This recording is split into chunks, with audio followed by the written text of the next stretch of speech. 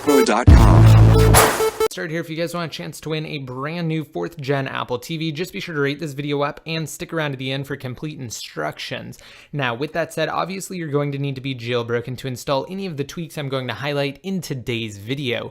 If you have yet to jailbreak and you're on 9.0.2 or lower, you can still do so successfully utilizing the latest Pangu jailbreak. I will have it linked for you guys directly on your screens now. However, if you're on iOS 9.1 or 9.2, unfortunately you won't be able to install today's tweaks. However, once the next untethered jailbreak is released, you will be able to, because they will function successfully on 9.1 and 9.2. Again, when the next untethered utility is available, I will have my latest updates linked for you guys on your screens now too, if you want additional information on some of the latest updates in the realm of jailbreaking. Also, one last thing before we get started, I will have one link down below in the more info to a post on my website that will contain a written list of all of the tweaks I'm about to highlight, as well as every compatible iOS 9.0.2 Cydia tweak. So with that said, let's delve into today's list. Up first, we have Flux. No, just kidding. We have Springtomize 3. So for those of you who don't know, Springtomize is a world-renowned tweak. It was recently updated just a few days ago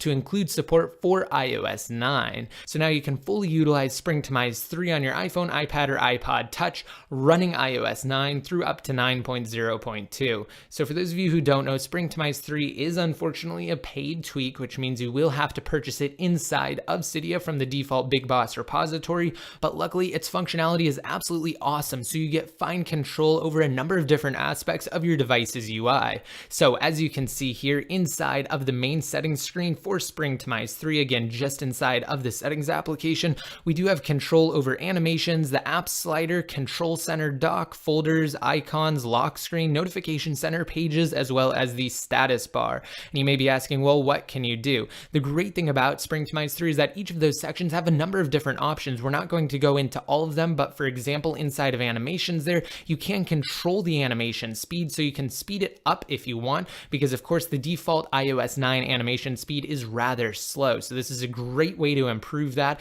and to kind of just give your device the illusion of being faster. Getting a close-up, you can also make changes to the app slider. For example, you could hide the icons if you wanted to. So when you're inside of the multitasking interface, you no longer see the icons at the top there. Again, guys, there are just so many options for Springtomize 3. I don't have time to cover all of them in today's video because it's simply a top tweaks list, but what I showed you guys right before mentioning Springtomize 3 was Control Center. So that effect is fully achievable inside of the Control Center portion of the Springtomize 3 settings pane there. Moving on to the second tweak in today's list though, it's free. It's called COG, which stands for coming or going. It's an acronym. So when you install it, you don't really have any settings. You can just open up the default Messages app and you should see it automatically applied. So inside of the default Messages app here, you'll notice for the top conversation, we do have an arrow suggesting this was an outgoing message, and right below that for the next thread, we have another arrow, which is kind of reverse, that suggests this is an incoming message.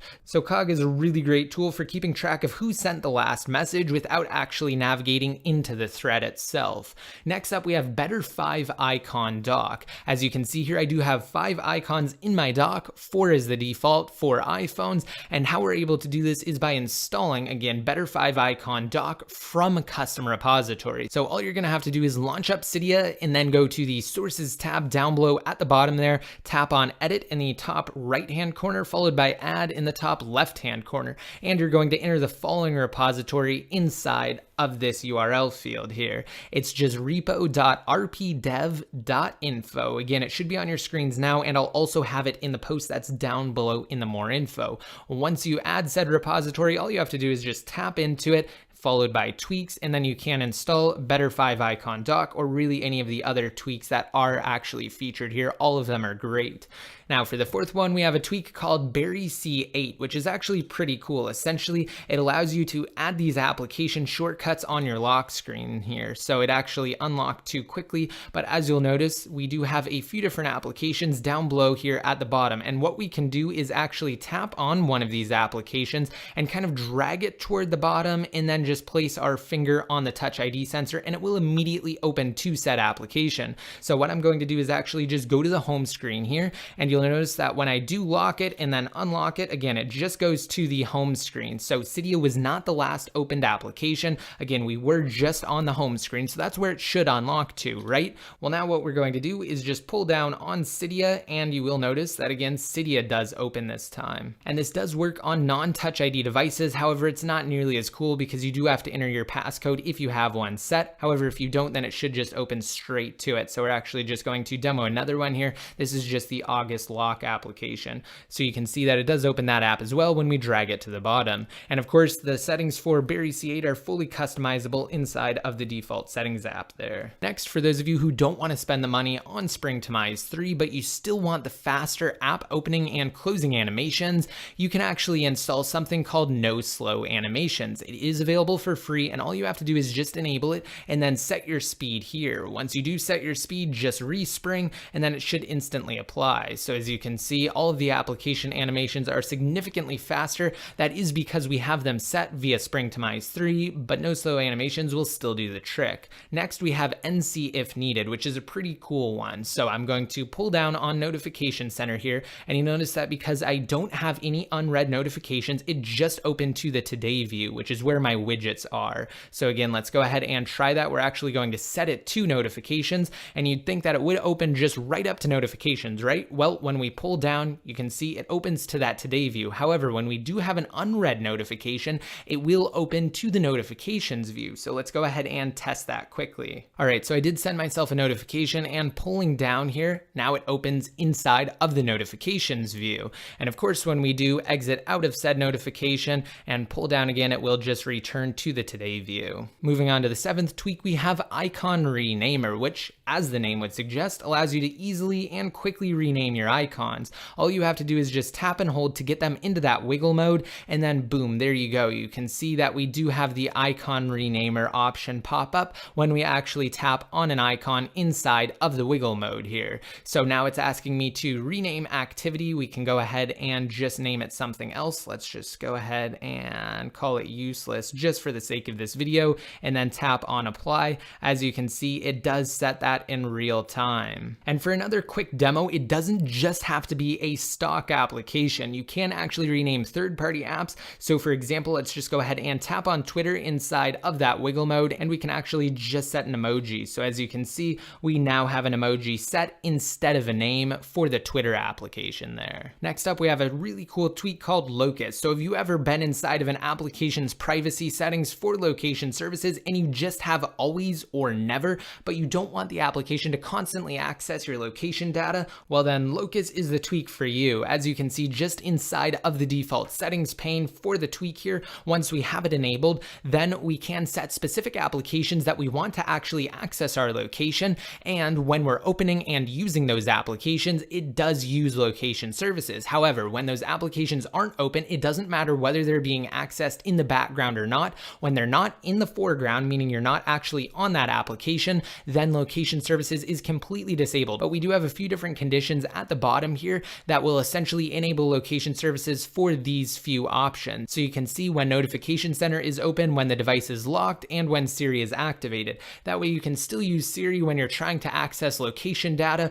or when your device is locked and maybe you happen to lose it. That way you can access it via the Find My iPhone feature.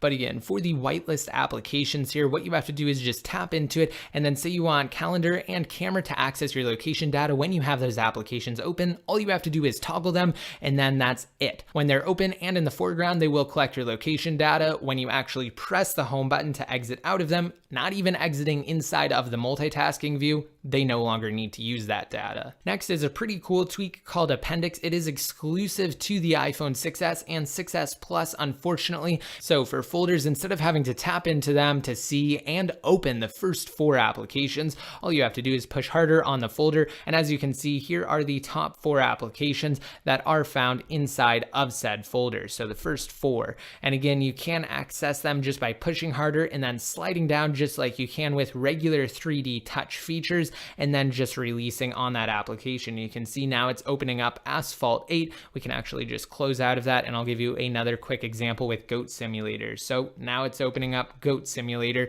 just with that convenient and simple 3D touch with Appendix installed. And last but not least, we have a tweak called Muses, which is a free tweak, and essentially what it does is it allows more control over the default music application for devices on iOS 8.4 and up. It's specifically designed for those of you who don't want to pay for Apple Music. As you can see, for its features, it states that it hides the Connect tab, hides the arrow on album art while playing, so you can just swipe backwards. It kind of streamlines the look of it. Here's the big one. It allows for unlimited radio skipping, so that's great for those of you who don't pay for Apple Music. And it has a couple of other different options. Again, it is great for those of you who don't have Apple Music. So guys, that wraps up today's list. I really do hope you enjoyed it. If you did, be sure to give it a big thumbs up. Let me know your thoughts down below in the comments section, and also let me know if you guys want to see more videos where I cover top Cydia tweaks.